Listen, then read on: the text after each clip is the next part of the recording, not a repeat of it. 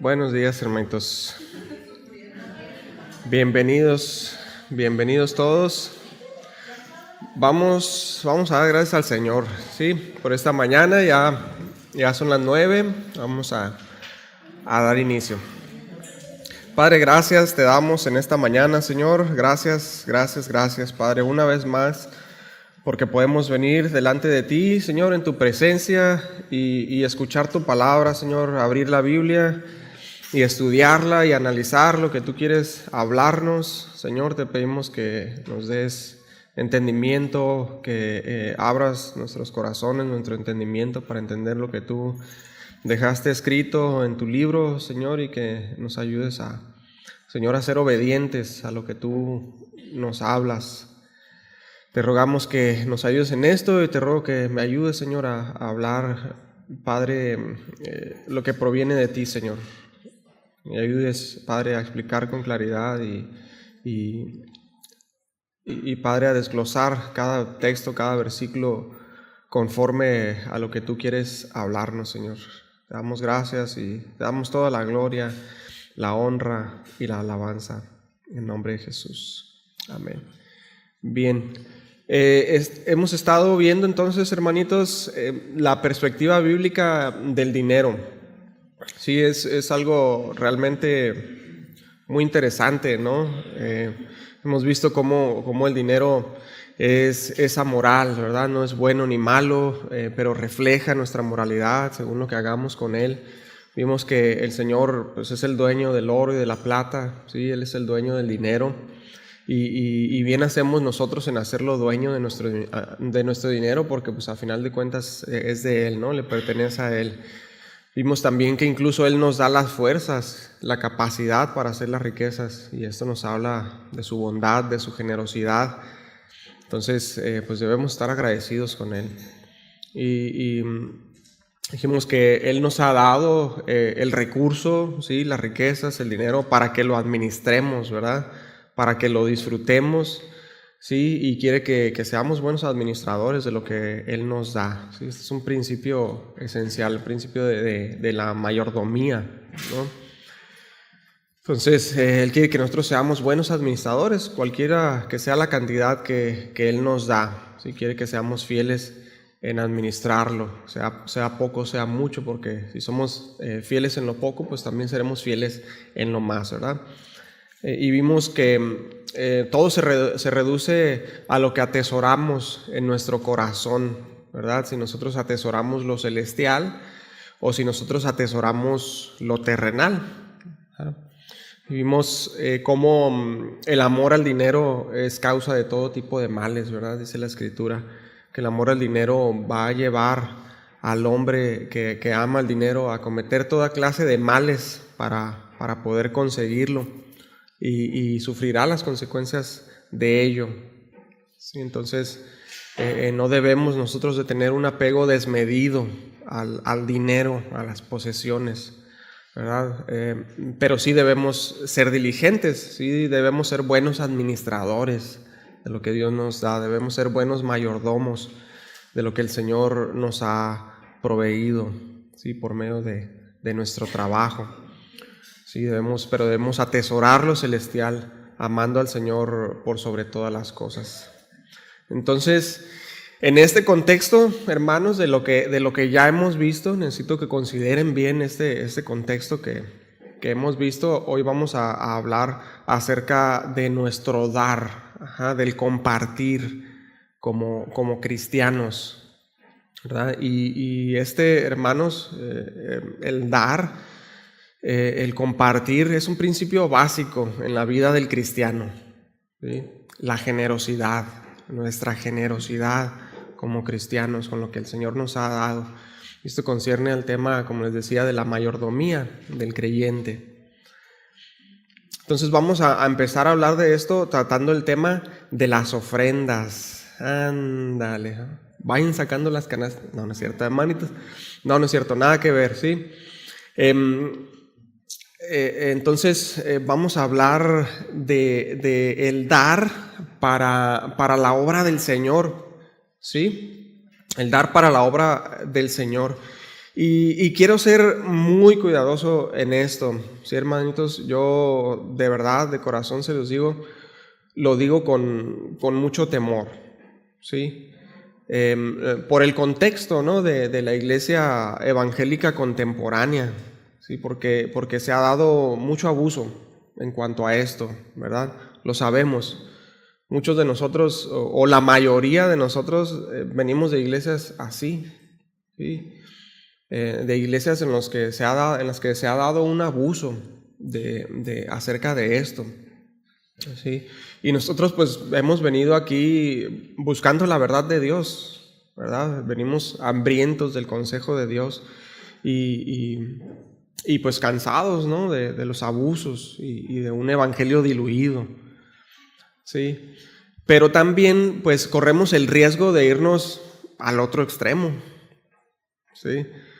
Y no hablar de temas como este, acerca del dar para la obra del Señor, y luego pues ignorar enseñanzas que están en la palabra y que son importantes, ¿sí? Que es importante que las entendamos para que podamos nosotros madurar, que podamos crecer y que no ignoremos y que luego caigamos en desbalances, en desorden por ignorar ciertas cuestiones doctrinales, sino que pues por el contrario seamos entendidos y que seamos enseñados para que a su vez pues nosotros también podamos enseñar a otros, ¿sí?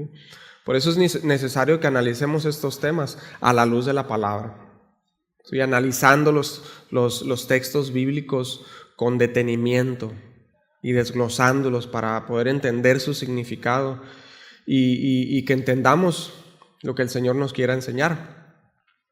¿Sí, hermanitos? ¿Están de acuerdo?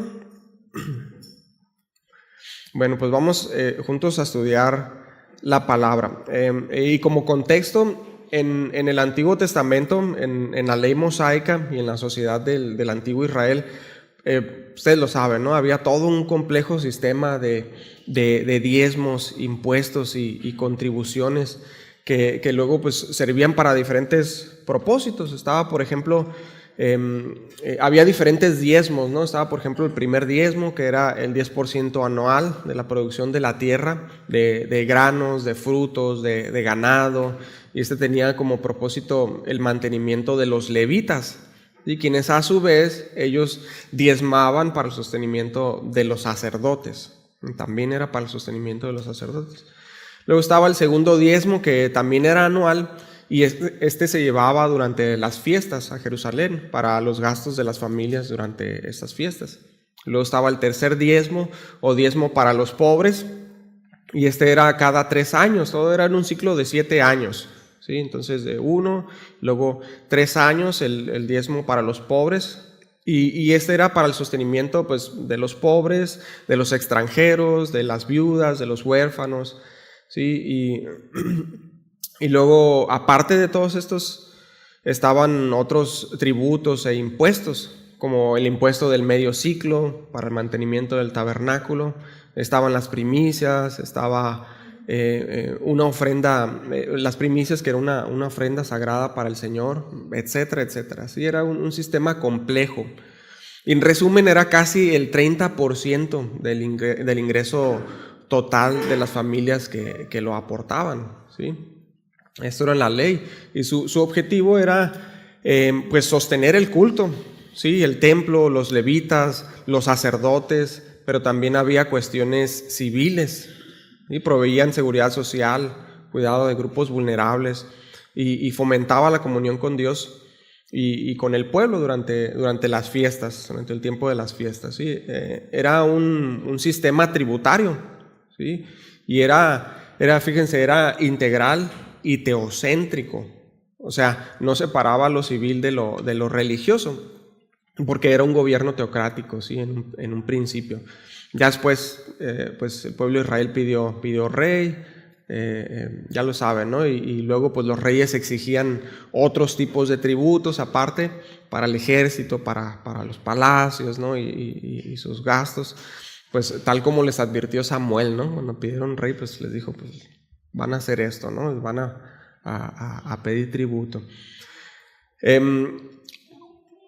Y luego pues vino el tiempo después de los reyes de las ocupaciones, ¿sí? de las invasiones. Ya conocen la historia. Ahora también en la ley estaba la cuestión de los sacrificios y ofrendas. ¿Sí? Había sacrificios prescritos en la ley que se hacían todo el tiempo. ¿Sí? Sacrificios de carácter expiatorio, como el sacrificio diario, sacrificios por el pecado, por la culpa, sacrificios de purificación, sacrificios durante las festividades, pero también había sacrificios voluntarios. Este era otro tipo de sacrificios que eran voluntarios. Y estas eran una expresión de adoración al Señor, ¿sí? de entrega, de comunión, como estaba, por ejemplo, el olá, el holocausto voluntario, o el chelamim, ofrenda de paz o de comunión, entre otros.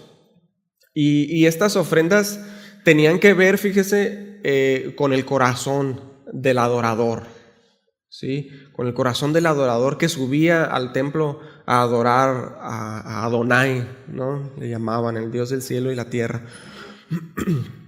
Ahora, en el Nuevo Testamento, esto como contexto, pero ahora en el Nuevo Testamento, en la gracia, en el nuevo pacto, ¿sí? Nosotros como iglesia, pues tenemos instrucciones de cómo hemos de dar, de cómo hemos nosotros de ofrendar los creyentes, ¿sí? Ya no como en la ley, ni conforme al sistema del templo, sino conforme a la gracia. Ya no por estatuto, sino de corazón, ¿sí? Y una de las evidencias, hermanos, de que nuestro corazón ha sido transformado por la gracia de Dios es la generosidad, ¿sí? La generosidad tanto en el dar en nuestras ofrendas como en el dar a los demás, ¿sí? Es una evidencia de que ahora nuestro tesoro, nuestras prioridades, pues ya no están aquí en la tierra, ya no están en lo terrenal, sino en el cielo, en lo celestial. ¿Sí? Una evidencia de que nuestros anhelos están ahora en Dios y no en las riquezas materiales. ¿Sí? Porque el creyente sabe y tiene la certeza, el creyente, de que el Señor le añade todas las cosas para que viva, entre tanto que Él viene. Entonces, vamos a ver lo que dice la Escritura, hermanos. Vayan abriendo su Biblia ahí en 2 Corintios. Segunda carta a los Corintios. Como contexto aquí de las cartas de Pablo a los Corintios, después de Pablo estar allí un tiempo en Corinto, predicando el Evangelio, pues surgieron una serie de problemas ya cuando Pablo se fue de Corinto. Y Pablo pues se entera ahí por medio de una carta y les escribe también una carta para poner en orden y para corregir estas cuestiones que surgieron, ¿sí? En la primera carta trata temas como divisiones en la iglesia, inmoralidad, desafíos del apostolado de Pablo, la carne sacrificada a los ídolos, el matrimonio, el divorcio, la cena del Señor, los dones espirituales, el amor, la resurrección, etcétera, ¿sí? Todo una serie de temas, de dudas que tenían los corintios, ¿sí? Y finalmente les habla acerca de una ofrenda para los santos que estaban en Jerusalén, que estaban pasando necesidad, ahí la iglesia en Jerusalén. Y Pablo les habla de recolectar una ofrenda para ellos, para los hermanos de Jerusalén. Y luego ya en la segunda carta, Pablo les escribe por la respuesta que los corintios tuvieron a la primera carta. Sí, la mayoría ya se había arrepentido con la primera carta que les mandó el Pablo, ¿no? ¿Cómo no? Porque les dio durísimo, ¿no? Y la mayoría se había arrepentido, ¿sí? Pero luego, pues, ahí unos falsos maestros arrastraron a una parte de la iglesia y les estaban predicando un falso evangelio a los hermanitos de Corinto, ¿sí? Y aparte estaban desestimando la autoridad de Pablo, estaban diciendo pues mentiras de Pablo, ¿no? Que era un falso y que nomás le importaba el dinero de ellos. Total. Y pues Pablo se ve obligado a defender el evangelio, el verdadero evangelio, y a defender su ministerio. O sea, se ve él obligado a hacer esto. Y de pasada, pues también les da una regañada ahí a los hermanitos de Corinto y también los anima y les enseña. Y es que pues ellos todavía no habían llevado a cabo esa ofrenda, ¿no? Después ya de un año, dice ahí. Y les reprocha a Pablo entonces a los corintios su falta de generosidad y su demora y el incumplimiento del compromiso que habían hecho para con los hermanos de Jerusalén. Y pues aprovecha también y les enseña acerca del dar para la obra y defiende su derecho a recibir apoyo económico como ministro. Porque resulta que durante el tiempo que estuvo ahí Pablo en Corinto, no le habían dado nada a Pablo, los hermanitos de Corinto, cuando estuvo con ellos. Y aunque Pablo ahí les hace ver que pues él no buscaba sus dádivas, oye, ahorita lo vamos a ver, pero sí los instruye y los enseña en amor, en paciencia, cómo debían de hacer las cosas, ¿sí? Para que entraran en orden, porque pues ellos se estaban yendo al extremo, ¿sí? de comportarse pues mezquinamente, ¿sí? Con los hermanos en necesidad, con Pablo, con el sostenimiento de la obra en las iglesias. Pero la cuestión es que sí le estaban dando el dinero a los falsos apóstoles, ¿sí? A los superapóstoles, dice Pablo ahí en la carta, si recuerdan esa parte. Apóstoles que les estaban predicando mentiras y que sí tenían un interés por sacarles el dinero. A ellos sí les daban el dinero, los hermanitos de Corinto. Y estaban desprestigiando a Pablo. Y estaban cayendo en un desbalance ahí pues tremendo, ¿no? Y cuando Pablo pues sí les estaba enseñando la verdad del evangelio en amor y jamás les pidió nada a los hermanos de Corinto, ¿sí? Para no serles gravoso, les dice. Y pues Pablo les dice pues qué onda, ¿no? Con eso. Les reprocha, pero también les enseña, ¿sí? En amor y paciencia, en el amor de Cristo. Y les dice, ahora sí, ahí en 2 Corintios 11, 2 Corintios 11, desde el versículo 7. Ya habiéndoles dicho todo ese contexto, les dice Pablo ahí, ¿que acaso pequé yo humillándome a mí mismo para que vosotros fueseis enaltecidos por cuanto os he predicado el evangelio de Dios en balde? O sea, ¿que acaso pequé yo humillándome de esta manera? Predicándoles sin pedir nada a cambio, para que ustedes fueran enaltecidos, les dice, mientras les predicaba el evangelio sin pedirles nada. Luego les dice en el versículo 8, de una manera sarcástica, les dice, he despojado a otras iglesias recibiendo salario para serviros a vosotros. Dice, he despojado, dice de una manera sarcástica, irónica. No que les hubiera robado o defraudado, sino que les dice con ironía por lo increíble de esta situación, ¿sí? Dice, he despojado a otras iglesias recibiendo salario para servirlos a ustedes, que no le habían proveído ahí a Pablo mientras estaba enseñándoles la palabra. Y no estuvo 1 o 2 días ahí en Corinto, ni dio 3 enseñanzas, ¿no? Estuvo ahí 1 año y 6 meses. Enseñándoles día y noche. Esto lo vemos en Hechos 18:11. Ahí dice, estuvo ahí 1 año y 6 meses, tiempo preciso, enseñándoles la palabra de Dios. Y no cubrieron sus necesidades en ese tiempo. Versículo 9. Y cuando estaba entre vosotros y tuve necesidad, a ninguno fui carga, fíjense, pues lo que me faltaba lo suplieron los hermanos que vinieron de Macedonia. Y en todo me guardé y me guardaré de seros gravoso. O sea, dice, y cuando estaba entre nosotros y tuve necesidad. O sea, tuvo necesidad Pablo mientras estuvo ahí en Corinto. Él estaba trabajando para sostenerse.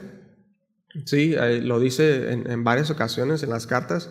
Pero su prioridad era enseñarlos, era instruirlos. Entonces, pues a veces no le alcanzaba el tiempo a Pablo y pasaba necesidad, pasaba tiempos de necesidad. Y los hermanos de Corinto vieron esta situación y no le dieron, y no lo apoyaron, sí, a Pablo. Ellos estaban siendo enseñados por Pablo, se estaban beneficiando espiritualmente de toda la enseñanza del apóstol, que es mayor a lo terrenal, y no le proveyeron a Pablo para sus necesidades, aun cuando lo vieron que estaba batallando. Y de hecho, en la primera carta les dice en 1 Corintios 9:11, si nosotros sembramos entre vosotros lo espiritual, ¿es gran cosa que segáremos de vosotros lo material? Les dice ahí en ese capítulo, ¿que acaso no tenemos derecho? O sea, les dice, ¿quién fue jamás soldado a sus propias expensas? Les dice en el 9:7. Pero también les dice, pero no usamos de este derecho, ¿sí? Porque si anuncio el evangelio no tengo de qué gloriarme, porque me es impuesta necesidad. Y ay de mí si no anunciar el evangelio, les dice en el 9:15. No usamos de este derecho para no serles una carga, les dijo Pablo, por amor a ustedes, por amor al evangelio.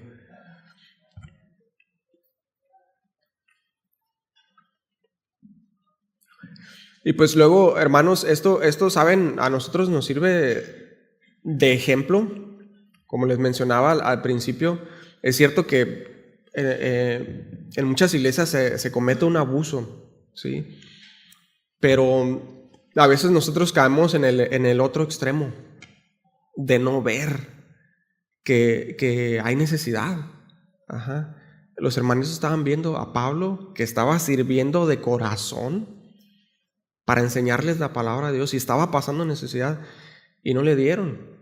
Entonces eso nos habla a nosotros que nosotros también como congregación pues tenemos que estar al pendiente de los pastores, de los ministros que sirven todo el tiempo en la iglesia. Realmente es una chamba bastante ardua, ¿sí? El estudio, el desarrollar un sermón, y luego todavía, y pues estar atendiendo asuntos de la iglesia, estarnos, ¿no?, aconsejando a nosotros, organizar todas las cuestiones de la iglesia, y luego pues también trabajar, y la familia.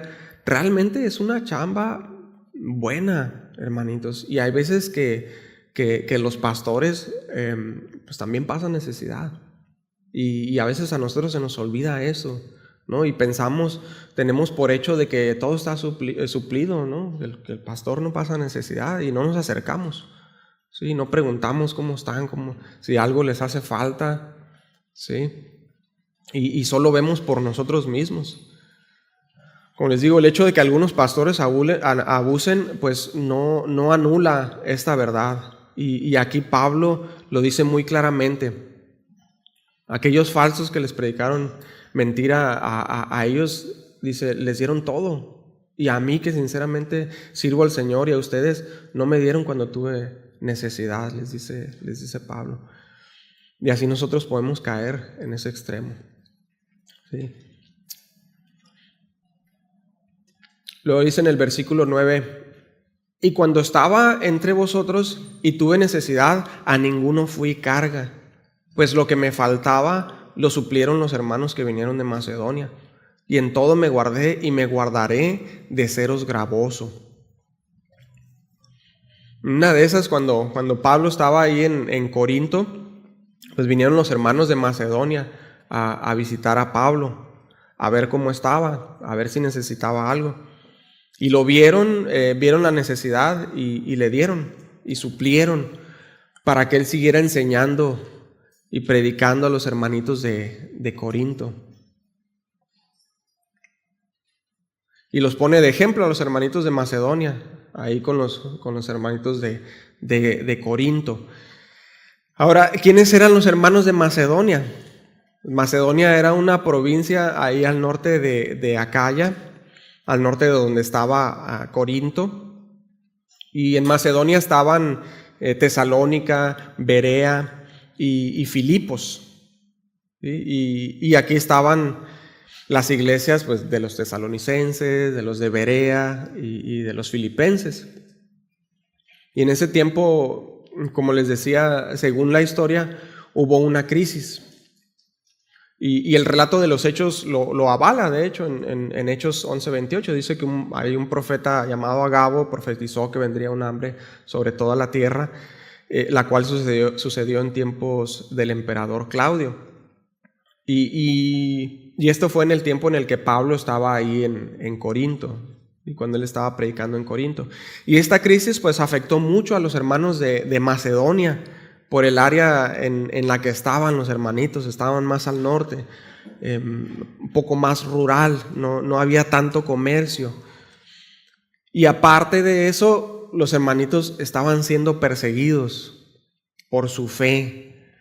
Y al estar siendo perseguidos, pues, y tener que estarse escondiendo y moviéndose, pues no podían sembrar, no podían cosechar, no podían producir. Sí, era una situación extraordinaria.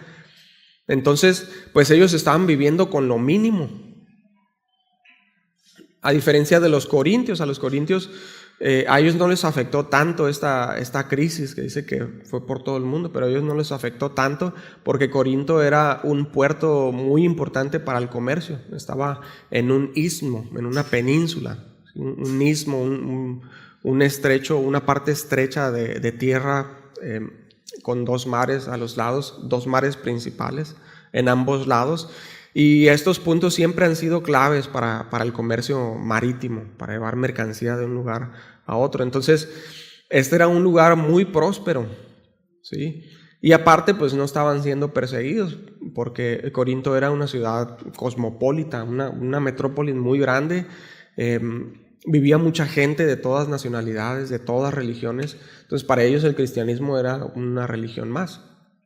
Entonces, en el sentido económico, pues estaban bien cubiertos los hermanitos de Corinto, a diferencia de los hermanos de Macedonia, que la estaban pasando pues con escasez, con estrechez, y bastante.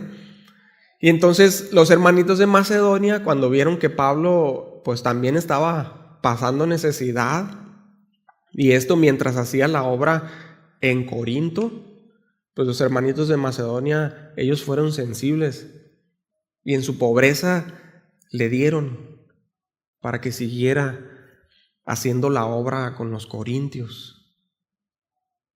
Ahora sí que para vergüenza de los corintios, ¿verdad? Fíjense, vayan a Filipenses, por favor, en Filipenses.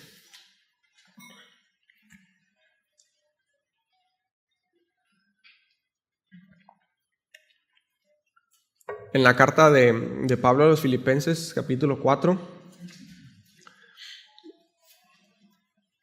a partir del 10. Filipenses, pues como les dije, era una de las iglesias principales de Macedonia. Casi al final de la carta, Filipenses 4:10, les dice Pablo a los filipenses: en gran manera me gocé en el Señor de que ya al fin habéis revivido vuestro cuidado de mí, lo cual también estabais solícitos, pero os faltaba la oportunidad. Fíjense, no lo digo porque tenga escasez, pues he aprendido a contentarme cualquiera que sea mi situación. Sé vivir humildemente y sé tener abundancia. En todo y por todo estoy enseñado, así para estar saciado como para para tener hambre, así para tener abundancia como para padecer necesidad. Todo lo puedo en Cristo que me fortalece. Sin embargo, bien hicisteis en participar conmigo en mi tribulación. Pablo les dice ahí que él estaba muy contento porque le estaban dando para el sostén de la obra, que querían hacerlo pero no habían tenido la oportunidad, pero ahora pues ya habían podido hacerlo, los hermanos de Filipos, de Macedonia. Y les dice Pablo que estaba muy contento. ¿Y por qué les dice que estaba contento Pablo? En el versículo 11 dice: no lo digo porque tenga escasez, pues he aprendido a contentarme cualquiera que sea mi situación. Dice, no digo que esté feliz de que me hayan dado porque yo tenga escasez y me hayan suplido. Sí, y aquí el original, al decir escasez, da a entender que estaba viviendo con lo remotamente básico para vivir. O sea, la dieta del ABC. A veces sí, a veces no. ¿No? Dice, no lo digo porque tengo lo remotamente básico para vivir, pues he aprendido a contentarme. He aprendido, dice. Sí, estaba enseñado. Y de cuando en cuando, hermanitos, o en cierto punto de nuestra vida, el Señor nos hace pasar escasez para que nosotros seamos enseñados a estar contentos en toda situación. Por eso dice Pablo, he pasado necesidad, estoy pasando necesidad y he aprendido a contentarme en el Señor, cualquiera que sea mi situación, le dice. Y luego dice en el 12, sé vivir humildemente y sé tener abundancia. En todo y por todo estoy enseñado, así para estar saciado como para tener hambre, así para tener abundancia como para padecer necesidad. Entonces la paz que Pablo estaba manifestando ahí no dependía de la situación económica que él estaba viviendo al momento, porque dice que estaba enseñado. Sabía vivir en escasez y tenía paz y gozo. Y sabía tener abundancia y tenía paz y gozo. O sea, nuestra situación presente o futura, hermanos, no debe de quitar el gozo que el Señor nos ha dado. Sí, porque el gozo en la vida de un cristiano no depende de la abundancia o de la escasez, porque siempre va a haber estas situaciones, hermanos. Entonces, por lo tanto, dice ahí la Escritura, debemos aprender, debemos ser enseñados como Pablo, porque luego a veces hay estrechez y pues estamos preocupados, estamos ansiosos, o hay abundancia y no sabemos cómo manejarlo, como veíamos anteriormente, y se empieza a malgastar, a despilfarrar, como el hijo pródigo. Eso significa pródigo, despilfarrador. Por eso debemos ser enseñados, hermanos, como Pablo. Pablo permitió ser enseñado, por eso dijo, en todo y por todo estoy enseñado. Para estar saciado, para tener hambre, para tener abundancia, para tener necesidad. Y luego dice en el 13, todo lo puedo en Cristo que me fortalece. Y este versículo, hermanos, se debe interpretar según el contexto de todo lo que ha estado diciendo Pablo. Y no lo podemos sacar de esa aplicación, de ese contexto. Lo que está diciendo con esto, con todo lo puedo en Cristo que me fortalece, es puedo vivir en escasez y nada me mueve. Puedo vivir en abundancia y nada me mueve. Todo lo puedo en Cristo que me fortalece. O sea, en Cristo tengo fuerzas cuando estoy en escasez y puedo seguir haciendo la obra del Señor fielmente. Y tengo fuerza y sabiduría para soportar la tentación de mal usar el recurso cuando tengo abundancia.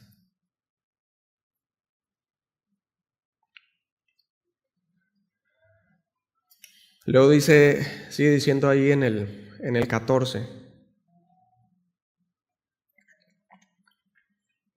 Sin embargo, bien hicisteis en participar conmigo en mi tribulación. Bien hicieron, les dice, en participar conmigo en mi tribulación. Y aquí mi tribulación pues significa mi escasez, ¿sí? Aunque estoy contento, tenga lo que tenga, bien hicieron en participar y proveer en mi escasez para el sostenimiento de la obra.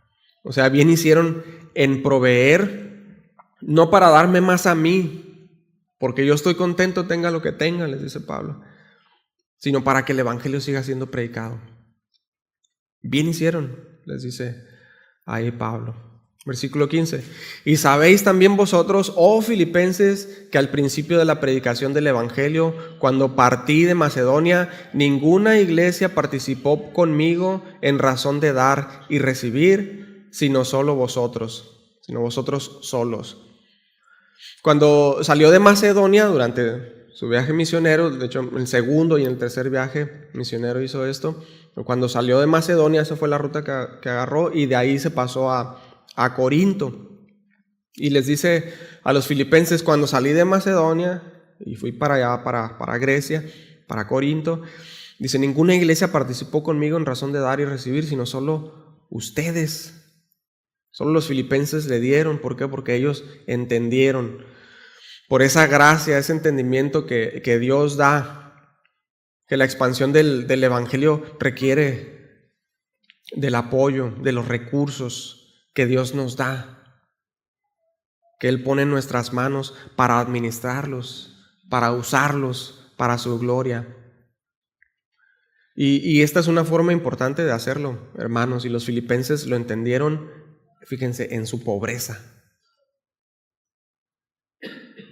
Y los corintios, pues ellos no lo habían entendido aún en su abundancia, en su riqueza, por avaricia. Todo se resume al corazón, hermanitos.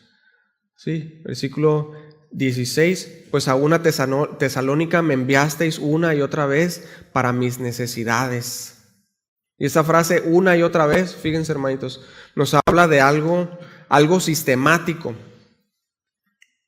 Es algo sistemático, como también Pablo les enseñó a los corintios en 1 Corintios 16:2. Les dice que cada primer día de la semana cada uno de ustedes aparte algo, les dijo, según haya prosperado. Fíjense, según haya prosperado, cada día de la semana aparten algo para que lo entreguen cada que se reúnen. Y de los filipenses dice ahí, me enviaron una y otra vez.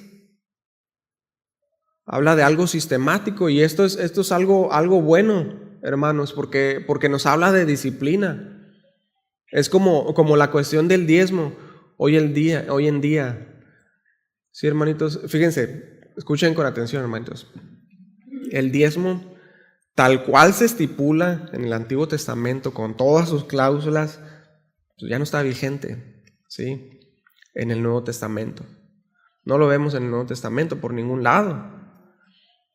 Sin embargo, la razón por la cual se recolectaba sigue estando vigente, ¿sí? Ya no en todo su espectro, como cuando estaba el templo y la ley, y los sacerdotes y los levitas, ya no, como en el Israel de la antigüedad. Pero las razones fundamentales siguen estando vigentes, ¿sí? Porque la iglesia necesita recursos para operar. Sí, eso es indiscutible, ¿verdad? Eso es claro. Y el Nuevo Testamento, como estamos viendo ahorita, no habla de diezmo, pero habla de un dar para el sustento de la obra. Y es algo que se requiere, y esto pues es lógico, ¿verdad? Pero nos habla el Nuevo Testamento de que tenemos libertad de dar como nosotros hayamos propuesto en nuestro corazón, según cada uno haya prosperado. Sin embargo, también vemos aquí que el hecho de apartar voluntariamente, periódicamente, una parte de mis ganancias para dar para la obra es una muy buena práctica. ¿Sí? Esta escritura lo confirma. Entonces, pues la práctica del diezmo como lo conocemos hoy, ¿sí? No ya como antes que era de absolutamente todo, pero la práctica del diezmo como lo conocemos hoy, aunque no estamos obligados, es una muy buena práctica, ¿sí? Es una muy buena disciplina.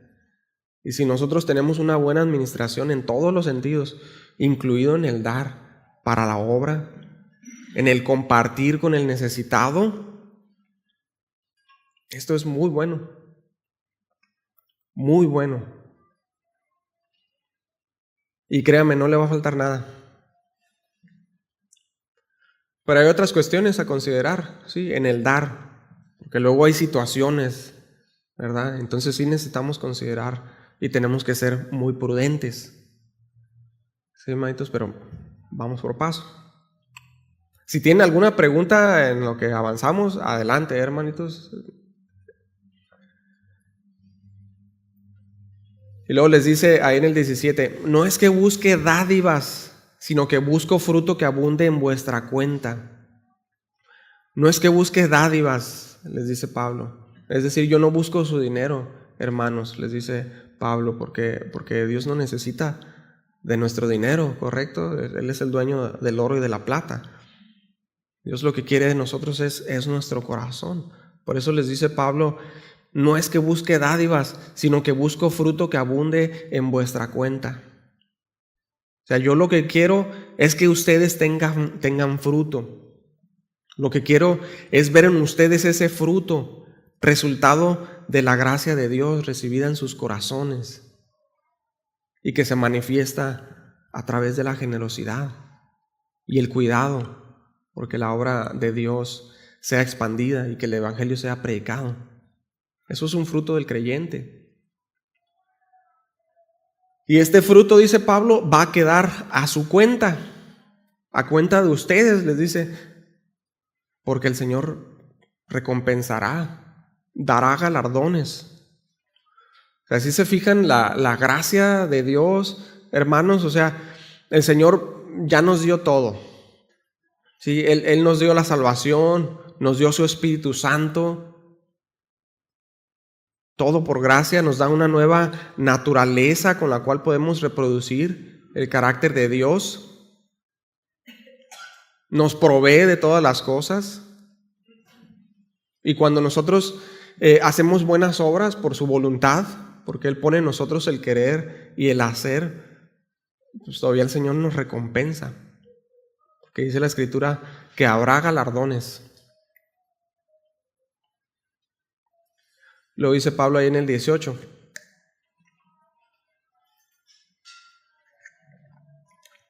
Pero todo lo he recibido y tengo abundancia.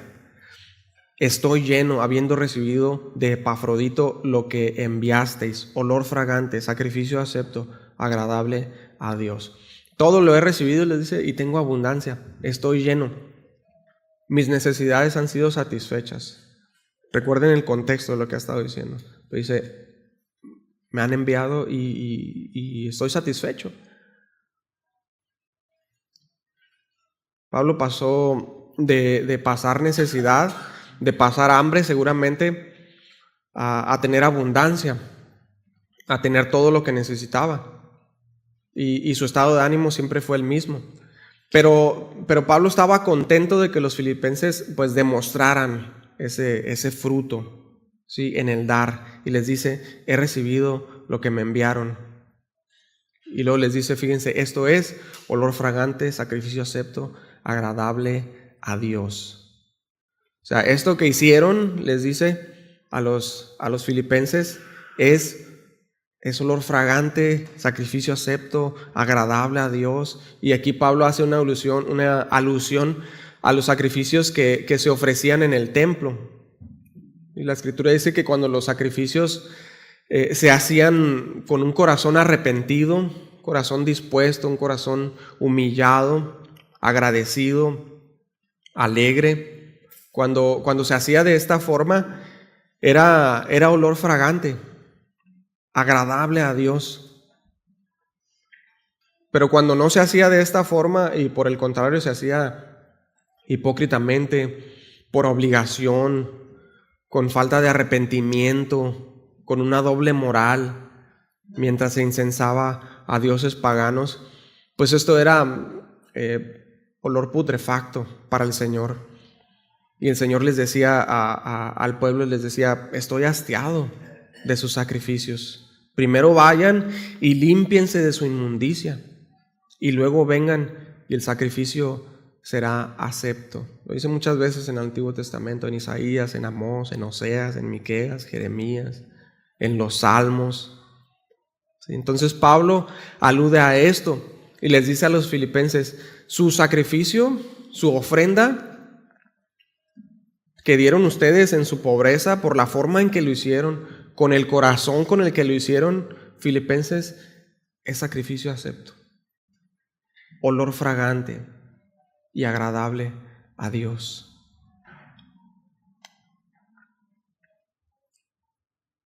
Y esto aplica para nosotros hoy en día, hermanos, al traer nuestra ofrenda. Y otra vez, Pablo nunca menciona cantidades, ¿sí? Hemos visto todo este tiempo que es una cuestión del corazón, de la actitud del corazón. Entonces nosotros veamos el corazón con lo que nosotros damos para la obra, con el que nosotros ayudamos a los demás, porque eso definirá si mi ofrenda es agradable a Dios o no. Sí. Luego les dice en el versículo 19, mi Dios pues suplirá todo lo que les falta conforme a sus riquezas en gloria en Cristo Jesús.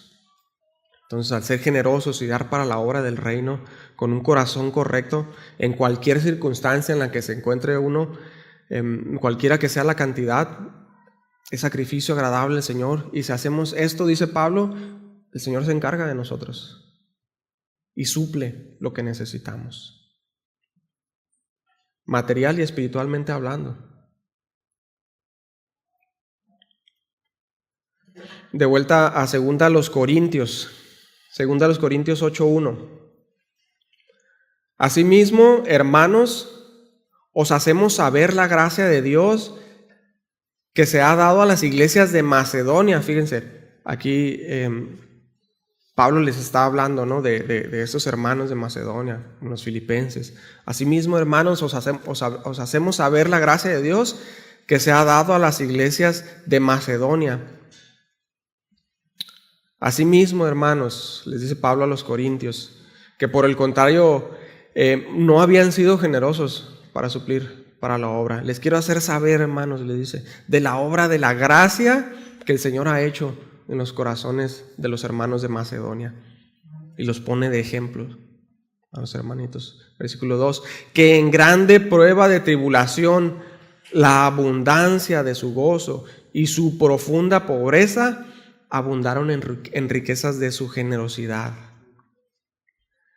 Miren, corintios, les dice, los hermanos de Macedonia en grande prueba de tribulación, o sea, aparte de la crisis que hay, están siendo perseguidos y viven con lo esencial, y en esta profunda pobreza, les dice, y con abundancia de gozo, abundaron en riquezas de su generosidad. O sea, qué ejemplos, ¿no, hermanos? Nos da el Señor. Esto pues expone, ¿no? Nos expone a nosotros y realmente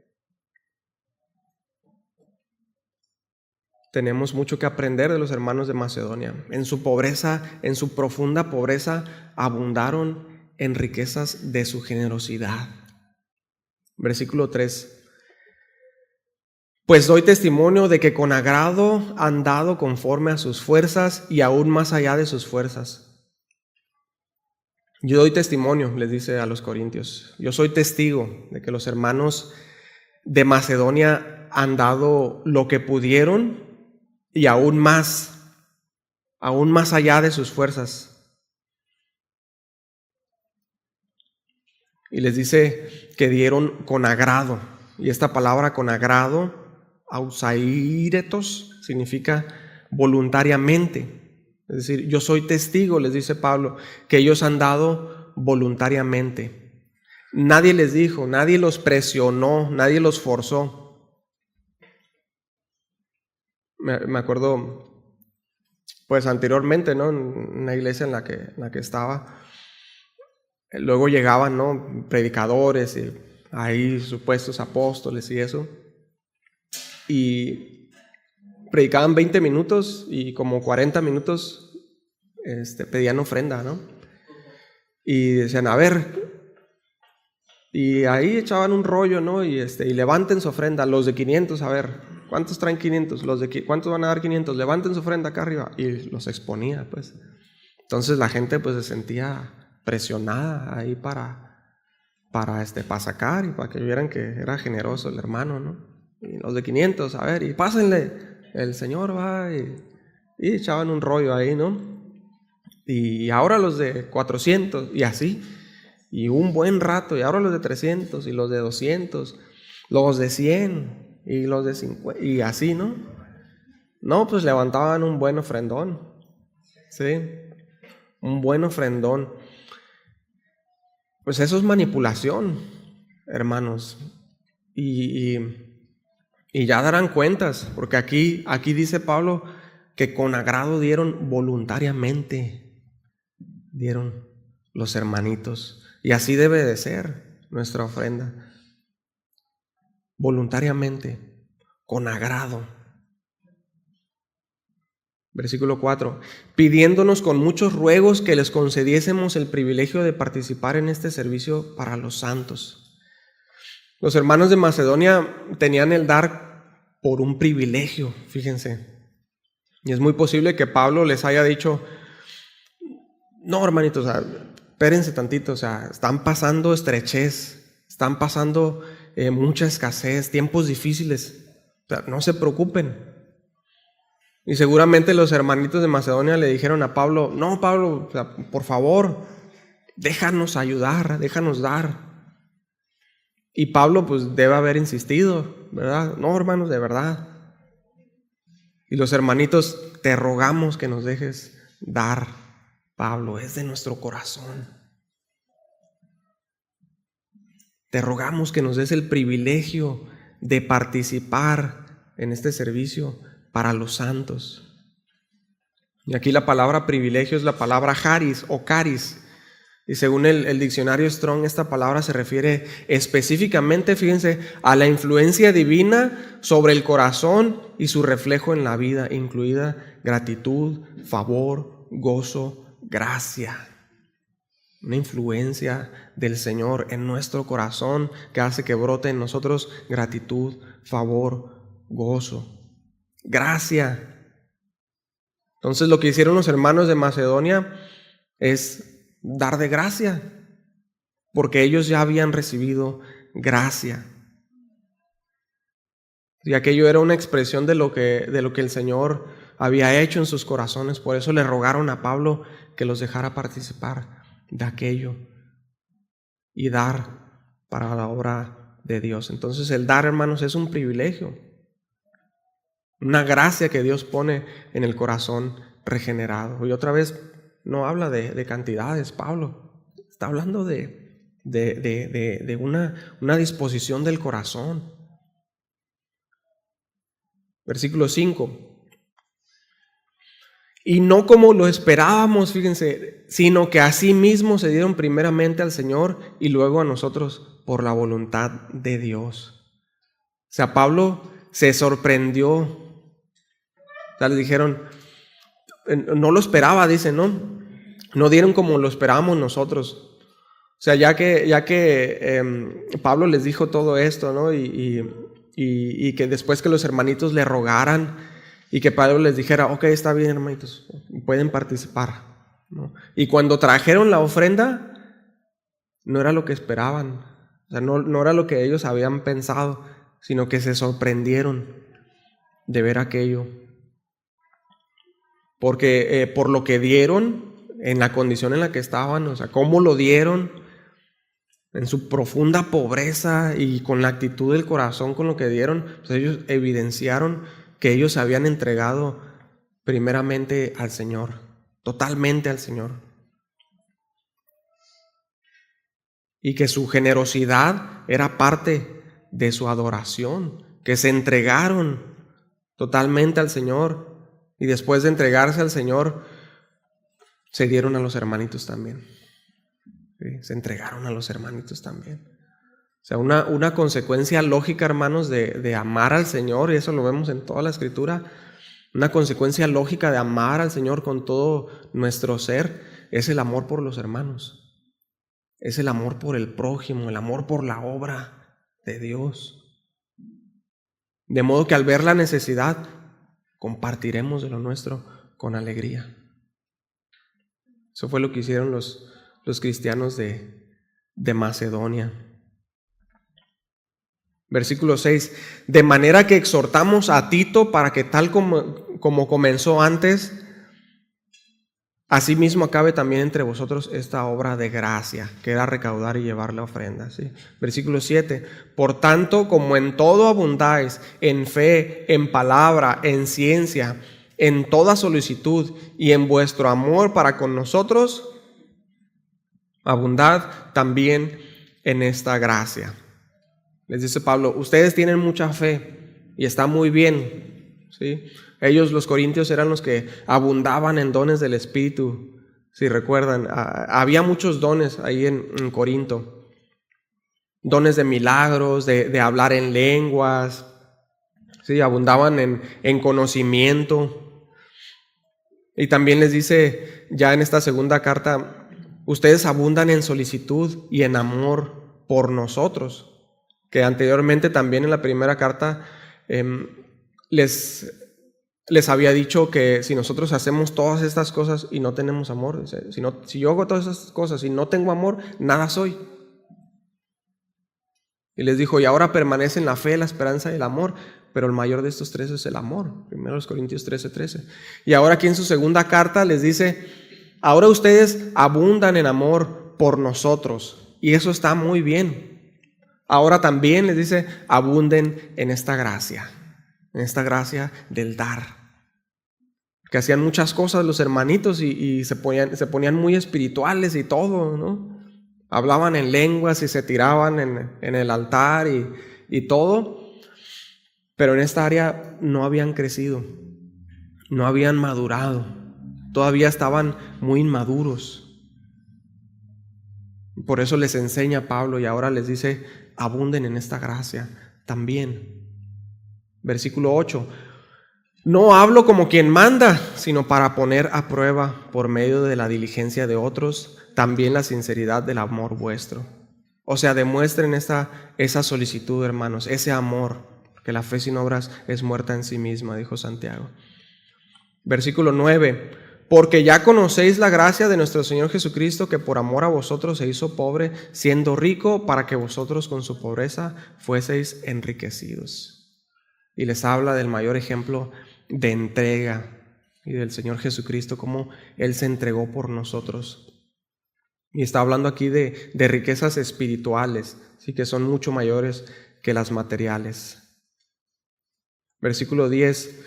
Y en esto doy mi consejo, porque esto os conviene a vosotros, que comenzasteis antes no solo a hacerlo, sino también a quererlo desde el año pasado. Fíjense, desde el año pasado. Ahora pues, el 11, llevad también a cabo el hacerlo, para que como estuvisteis prontos a querer, que no se queden en las ganas, en lo dicho, les dice, háganlo.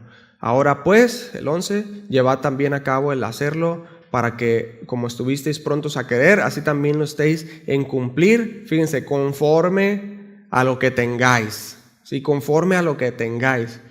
Ahí les va, ya vamos a acabar, hermanitos. Necesito que quede bien claro, ahí les va. Porque si primero hay la voluntad del 12, porque si primero hay la voluntad dispuesta, será acepta según lo que uno tiene, no según lo que no tiene. Fíjense, hermanitos. O sea, fíjense, Dios nunca nos va a pedir algo que no tengamos. Recuerdo que también nosotros nos hacían firmar esas promesas de fe, ¿no? No, mira, tienes que dar 10,000 pesos en un periodo de tantos meses y fírmale aquí, ¿no? Y el Señor te va a bendecir. Eso no dice la Escritura, ¿verdad? Ahí es donde entra la prudencia, la razón, la lógica, la enseñanza de la Escritura en todo su contexto, sin aislar los pasajes, para que demos de la manera correcta, con generosidad, pero con prudencia, con inteligencia, administrando bien los recursos. Porque luego también hay situaciones, en la cuestión del diezmo, por ejemplo, les decía, que no estamos obligados, pero que es una muy buena práctica por todo lo que hemos visto. Pero este texto nos habla de dar de lo que tenemos, no de lo que no tenemos. Entonces, por ejemplo, si te quedaste sin trabajo por alguna razón y tienes un poquito ahorrado, o solo te quedó el diezmo que tenías apartado, y tienes a tu familia y no tienes para darles de comer, dale de comer a tu familia. Dale de comer a tu familia. Sí, considera todo el consejo de la Escritura. Porque por un lado vemos el ejemplo de la viuda pobre que lo dio todo Pero por otro lado, tenemos escrituras que nos dicen que proveamos para los nuestros. ¿Sí? Tenemos que considerar toda la escritura. O sea, es la ley del peso mayor. ¿Qué hizo David cuando él y los que estaban con él tuvieron hambre? ¿Qué dice la escritura? Que entraron en el templo y comieron los panes que solo le era lícito comer a los sacerdotes. Y fue sin culpa. Eso lo dijo el Señor mismo. ¿Y qué hizo el Señor cuando él y sus discípulos tuvieron hambre en día de reposo y no tenían que comer? Cortaron espigas, ¿verdad? Y las restregaron para comérselas en día de reposo. Y se escandalizaron los fariseos porque estaban haciendo esto en día de reposo. El Señor les dijo: si supieran lo que significa misericordia quiero y no sacrificios, no condenarían a los inocentes. Sí, entonces la finalidad tanto de la ley como de la gracia, hermanos, es la misericordia, es el amor. Por eso la ley se resume en el amor a Dios y el amor al prójimo. Entonces, si estás en una situación crítica, ve primero por los tuyos y confía en que el Señor, que alimenta a las aves del cielo y viste a los lirios del campo, te va a proveer lo necesario, que bendecirá el trabajo de tus manos, que suplirá. Y una vez que el Señor haya hecho esto y que tengas trabajo y que el Señor prospere el trabajo de tus manos, una vez que el Señor te haya proveído, entonces en agradecimiento trae con alegría tu ofrenda y comparte con el necesitado. De corazón, voluntariamente, con alegría.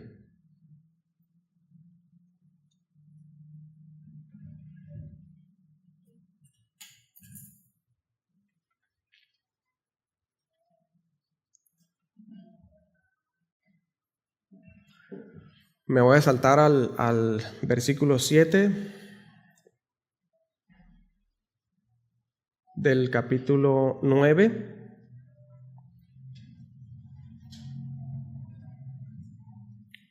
Cada uno dé como propuso en su corazón, no con tristeza ni por necesidad, porque Dios ama al dador alegre. Entonces, si yo he entendido la gracia, hermanos, y esa gracia me ha transformado de tal forma que la gracia me ha vuelto más generoso,